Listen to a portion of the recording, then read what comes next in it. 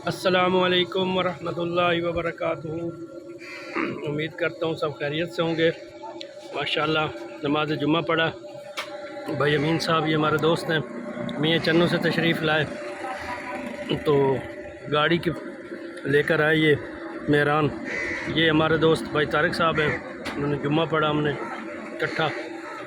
और उसके बाद वो हमें ले आए मेलसी कैनाल नहर है, अब्दुल हकीम से हेड से निकलती है, मेलसी जाती है, उस पर हम बैठे हैं। मछली तैयार हो रही है, मछली खाने के लिए हम आए। तो भाई ये मछली बना रहा है, आपको दिखाते हैं। ये तैयार हो रही है, यहाँ इसकी तलाई हो रही है। तो हमने फारिग बैठने के लिए, थोड़ा करार के लिए हमने भी पकौड़े मंगवाए। किसी भाई ने खाने हों तो तशरीफ़ लाएं।